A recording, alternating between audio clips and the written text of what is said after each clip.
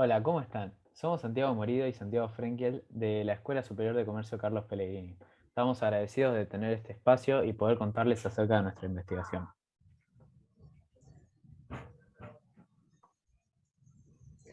Hoy vamos a hablar, como dice acá en la diapositiva, de los espacios públicos y la cuestión inmobiliaria en la ciudad de Buenos Aires. A continuación, procedemos a introducir el tema. Actualmente, la ciudad de Buenos Aires se encuentra enfrentada a los números de dos indicadores ligados a la cuestión urbana, los déficits habitacional y de espacios verdes. A primera vista puede parecer que cuestiones de tamaña complejidad sean difíciles de abordar de forma conjunta.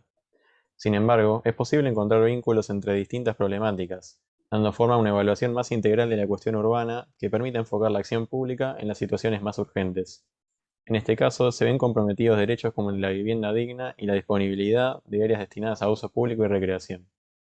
Es por eso que decidimos encuadrar este trabajo en el eje de las ciencias económicas en el mejoramiento de la calidad de vida de la sociedad, aunque contenga elementos también de gestión ambiental y del rol del Estado. Como es de público conocimiento, la ciudad mantiene un nivel de población relativamente estable desde la década del 40, y aún con los indicadores de riqueza más altos del país, la proporción de la población que habita en los asentamientos precarios aumentó del 3,9% en 2001 al 6,1% en 2010. En las villas, radicadas en su mayoría en el sur, Comuna 4, 7 y 8, se concentra la mayor parte de las viviendas que constituyen el déficit habitacional de la ciudad. Como fue introducido anteriormente, la suma de las viviendas con déficit cuantitativo y cualitativo arroja la cifra de 138.000 residencias que no reúnen las condiciones materiales satisfactorias para las personas que las habitan. En ese sentido, cabe preguntarse si la construcción de nuevas viviendas en una ciudad con estancamiento poblacional apunta a dar opciones de hábitat digno para los hogares con mayor necesidad.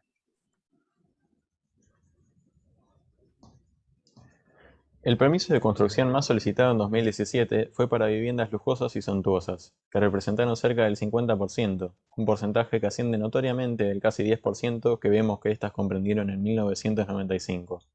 Además, las solicitudes se concentran mayoritariamente en la región más rica de la ciudad, el norte. De esta manera, se deja ver que la Dirección General del Desarrollo Inmobiliario en la ciudad no tiene como norte la erradicación de la vivienda precaria. Ahora bien, las elevadas cifras de construcción no accesible para las masas conviven con un porcentaje relativamente alto de viviendas ociosas. En la capital, una de cada 10 viviendas se encuentran vacías, y prestando mayor atención, se puede observar que la comuna con mayor porcentaje de vacancia es la 1, con 13,3%, correspondiente a los barrios de San Nicolás, San Telmo, Montserrat, Constitución, Puerto Madero y Retiro, siendo estos dos últimos reconocidos por sus torres y construcciones de lujo. La problemática de las viviendas ociosas en la ciudad de Buenos Aires refleja un dilema que contribuye a la vivienda vacante y la falta de acceso por parte de la población de clase media-baja. No obstante, cabe aclarar que hay varias situaciones por las cuales una vivienda está vacía. Las clasificaciones en las que nos vamos a apoyar son las propuestas por el Instituto de Vivienda de la ciudad. Entre ellas se encuentran razones como el abandono de vivienda, la judicialización de la vivienda, que se encuentra en venta y o alquiler, que esté en construcción, que se use como casa de uso temporal, y finalmente para la especulación y reserva de valor. Utilizando los datos mencionados anteriormente, deducimos que la especulación urbana es una de las razones principales por las que se encuentran vacantes parte de las viviendas en la ciudad. La construcción de este tipo de viviendas, sumado a la compra de estas con fines especulativos, beneficia a unos pocos y perjudica a una sociedad que se encuentra en una situación cada vez más crítica. Según un informe de la Dirección General de Estadística y Censos, el último censo nacional arrojó un mero 28% de ocupación en las viviendas del barrio de Puerto Madero, poseedor de uno de los mayores precios por metro cuadrado de suelo en América Latina. Asimismo, la Comuna 1 se destaca por ser la comuna con mayor presencia de inquilinos, seguida por la 3 y la 2. Este barrio es el resultado de un proceso y de una política de gobierno que se remonta a 1989 a partir de un decreto presidencial en donde se transferían los terrenos de Puerto Madero a la Corporación Antiguo Puerto Madero que desarrolló el barrio.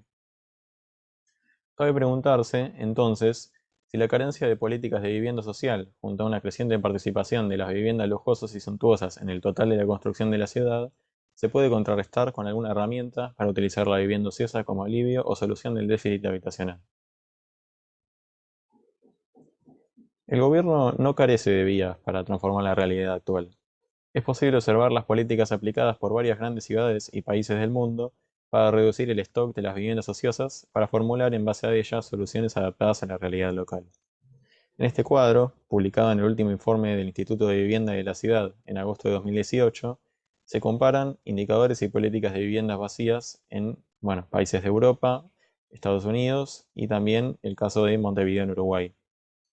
Podemos ver que las medidas pueden ir por el lado de la penalización, tanto impositiva como en demanda, o expropiando o vendiendo el predio, o demoliendo. Y también en forma de incentivo, gracias a subvenciones y desgravaciones fiscales, subsidios, o en el caso de Montevideo, una ley de vivienda social, con incentivos para la construcción y puesta en alquiler de esta. Pudimos ver que el gobierno de la Ciudad de Buenos Aires no demuestra políticas claras y activas en búsqueda de solucionar el déficit habitacional.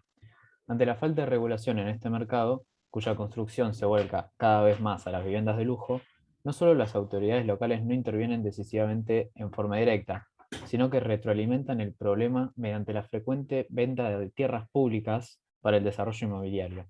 A pesar de tratarse de un bien escaso y estratégico, entre 2007 y 2019 se ejecutó la venta de 473 hectáreas de tierra pública, lo que equivale aproximadamente a 4 veces la superficie de Puerto Madero. Este hecho se vincula con otro déficit que posee la ciudad, el de espacios verdes. La medida ideal estándar a nivel internacional se ubica entre 9 y 15 metros cuadrados de espacio verde por habitante como mínimo. En este caso, tomamos como espacios verdes públicos las superficies verdes de libre acceso de más de media hectárea, es decir, la mínima extensión según el gobierno de la ciudad que debe tener una plaza para ser considerada plaza. Según datos obtenidos de la web del gobierno, en la ciudad esa cifra es de 6 metros cuadrados por habitante, distribuida de forma irregular por las comunas de la ciudad. Mientras que las comunas que más espacios verdes públicos por habitante tienen son la 1 y la 14, con más de 13 metros cuadrados por habitante cada una, existen comunas muy por debajo del promedio, como la 3 y la 5, con 0,40 y 0,18 metros cuadrados por habitante respectivamente. Entonces, cabe preguntarse, ¿cómo se posiciona el gobierno de la Ciudad de Buenos Aires frente a este déficit? En su campaña en 2015, el mandatario actual prometió la inauguración de 110 hectáreas de espacios verdes públicos para antes del 2020. Sin embargo, en un informe publicado en agosto del presente año por la legisladora Claudia Neira, se demuestra que a pesar de figurar como compromiso cumplido para las autoridades locales, la cifra real es mucho menor. Tomando solo los espacios verdes públicos de acceso real, el número queda en 31,34 hectáreas. Parte del listado difundido públicamente por las autoridades porteñas está constituido por obras como canteros, bulevares, plazoletas y hasta 31,44 hectáreas de espacios verdes sin determinar. Es de particular interés la aparición en este listado de la manzana 66 de Once y la Plaza Clemente de Colegiales. Estos dos terrenos estaban originalmente destinados al desarrollo inmobiliario. En el terreno de la manzana 66 estaba planificado hacerse un microestadio para eventos culturales y deportivos. En el de la Plaza Clemente, un estacionamiento subterráneo y un centro comercial. Sin embargo, en ambos casos estos proyectos se encontraron con una fuerte resistencia vecinal, que terminó alterando los planes originales en favor de los pedidos de los habitantes del barrio. En el caso de la Plaza Clemente, la zona ya había sido asignada como tal desde 2007 por una ley dictada por la legislatura porteña, pero la plaza no lograba concretarse. Fue así que entre 2015 y 2017 el gobierno lanzó un proyecto que preveía la construcción de un estacionamiento subterráneo y locales comerciales arriba. Debido a esto, los vecinos iniciaron una campaña en defensa del espacio público, que finalmente derivó en que la ciudad los convocó a distintas reuniones para iniciar un proceso en conjunto para retomar la creación de la plaza. Este tipo de sucesos continúan aconteciendo actualmente. El caso emblemático reciente es la intención de venta del predio de 17 hectáreas conocido como Costa Salguero. Luego de ser aprobada su venta en la legislatura, el proceso fue detenido por una medida cautelar dictada por la justicia porteña. Además, gracias a un mecanismo de participación ciudadana como la audiencia pública, se dio lugar a las voces de los vecinos, de los cuales la gran mayoría se expresó en contra del proyecto. Recientemente, la orden judicial ha sido ratificada y nuevas propuestas ciudadanas como un gran parque público siguen ganando tracción. También se puede destacar el caso del playón ferroviario de Colegiales. En 2007 la legislatura permitió la realización de un proyecto inmobiliario privado y habilitó su construcción. Ante esta situación, los vecinos se movilizaron y mostraron su descontento presentando un proyecto en la legislatura para convertir ese predio en un parque cultural y también presentándose en una audiencia pública. Actualmente, gracias a los vecinos, estos terrenos están judicializados por una medida que frenó el proceso de construcción. Entonces, ¿por qué tanto rechazo y resistencia vecinal contra los desarrollos inmobiliarios en potenciales espacios verdes? Los espacios verdes son esenciales para la sociedad, no solo desde el beneficio de que regula la temperatura y que produce oxígeno, sino también por el valor que se le da a un lugar donde la sociedad puede relajarse y pasar su tiempo libre a coste cero. Debido a la aceleración del cambio climático y la mayor visibilidad de la contaminación en estos últimos años, se ha expuesto la necesidad de que exista por lo menos una mínima cantidad de espacios verdes en las ciudades de todo el mundo. Estos cumplen funciones ambientales como la regulación de la humedad y el filtrado del aire urbano. Además de ser necesarios por fines estrictamente ambientales, estos espacios son económicamente beneficiosos para el gobierno, ya que sería más costoso pagar los costos del agravamiento del cambio climático en salud y energía a largo plazo. Por otro lado, es importante destacar la importancia a nivel social que tienen estos espacios. Como anteriormente fue mencionado, estos lugares son usados para el descanso y el ocio. Todo esto influye a la hora de reflexionar sobre la importancia que le da realmente a una sociedad que una gran parte vive en viviendas que no reúnen las condiciones materiales satisfactorias para las personas que las habitan. Ante esta situación, estas personas se encuentran como opción de ocio libre a los espacios públicos, y como se ve demostrado, esta problemática está vinculada a la emergencia habitacional que existe en la ciudad y es algo que el gobierno tendría que poner como prioridad resolver urgentemente. Habiendo finalizado el recorrido, sería beneficiosa una reflexión acerca del rol que cumple el gobierno de la ciudad en el desarrollo social y ambiental de la ciudad. La pandemia ha puesto a la luz que la vivienda digna y los espacios verdes son necesarios para el bienestar humano, o bien son derechos que deben ser garantizados. El gobierno de la ciudad no es ajeno a este hecho. Son públicamente visibles sus metas de solucionar el déficit habitacional o mismo las 110 hectáreas de espacios verdes ya mencionadas. Sin embargo, en la práctica, estos objetivos han sido incumplidos, y es la sociedad la que se ve duramente afectada en ambos casos. En cambio, el gobierno local manifestó un gran nivel de actividad a la hora de involucrarse en una práctica contraria a los intereses de muchos vecinos, la venta de tierras públicas para el desarrollo inmobiliario. Los casos previamente mencionados ilustran una falta de atención a la demanda de numerosos porteños que, al no ser tenidos en cuenta a la hora de planificar el desarrollo urbano, deben apelar a mecanismos como audiencias públicas y juntas de firmas para vociferar un descontento que podría haber sido una posibilidad de construcción conjunta. La tierra pública, bien escaso y estratégico que posee el gobierno, desaparece a un ritmo veloz, convirtiéndose en un desarrollo inmobiliario crecientemente orientado a la vivienda de lujo. Las demandas y reclamos por viviendas accesibles y más espacios verdes parecen quedar relegadas a un segundo plano, mientras los respectivos déficits continúan aumentando.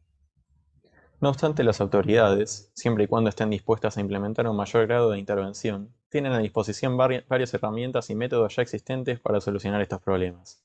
Es posible adoptar penalizaciones e incentivos para incorporar viviendas ociosas y ampliar el stock, como también se pueden utilizar terrenos fiscales para construir vivienda social a un precio accesible. En cuanto a los espacios verdes, si se desea, no es necesario ni siquiera parquizar nuevos terrenos. El gobierno local dispone de grandes extensiones de terrenos verdes para reconvertir. Por último, este proceso podría nutrirse de un mayor diálogo con las organizaciones vecinales, en pos de lograr un desarrollo urbano verdaderamente democrático y transversal. Para concluir, queremos dejar esta cita de la teórica y activista urbana estadounidense Jane Jacobs. No hay ninguna lógica que pueda ser impuesta a la ciudad. La gente la hace y es a ella, no a los edificios, a la que hay que adaptar nuestros planes. Para realizar nuestra investigación nos apoyamos en la siguiente bibliografía que vamos a mostrar brevemente. Agradecemos a la Facultad de Ciencias Económicas de la UBA y a nuestro colegio, la Escuela Superior de Comercio Carlos Pellegrini. Agradecemos también a nuestro profesor Claudio Rey, que nos acompañó con mucha paciencia en este proceso. Esperamos que les haya gustado.